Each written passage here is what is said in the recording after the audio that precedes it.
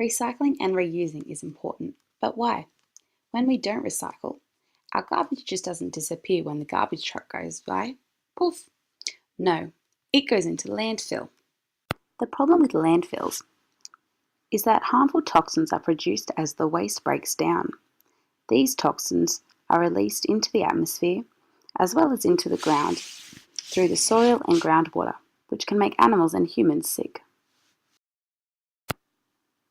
Landfills also take up a lot of space, which means that natural habitats may be ruined, meaning that animals may lose their home. So, by recycling, we reduce the need for landfills, meaning that we can protect natural habitats. So, what is recycling?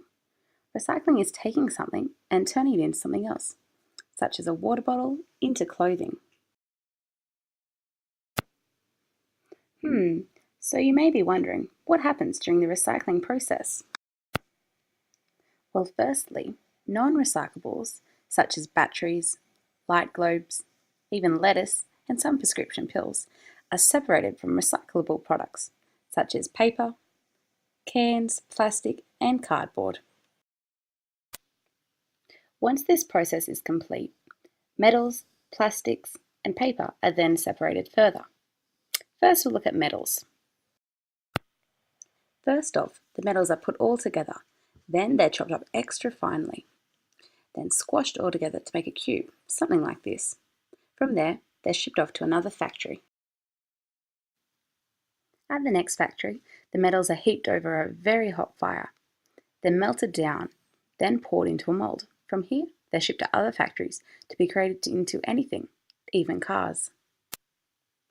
Next, let's look at plastics. Here are some plastics that can be recycled. First, they're heaped all together and shredded and bundled to look something like this. From here, they go to another factory to get melted. From here, they're thrown over the fire.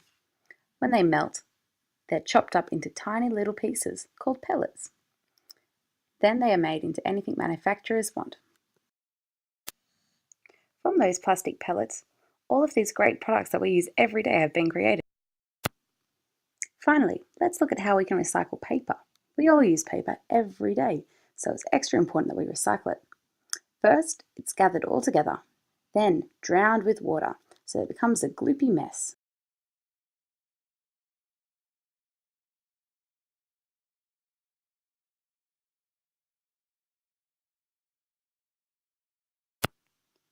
This paper can then be used for things like writing paper, boxes, and books. Now we know about recycling. What's reusing? Reusing is taking a product or material and using it again, perhaps in a different way than it was originally designed for. For example, plastic bags can be used as bin liners or for craft projects. Cans and jars can be used to store goods, and boxes, newspapers, and bubble wraps are useful when moving or for packing things. Clothing can be donated or used for other craft projects. There are lots of ways to use products. Here are a couple of more ideas of how we could use materials for other uses.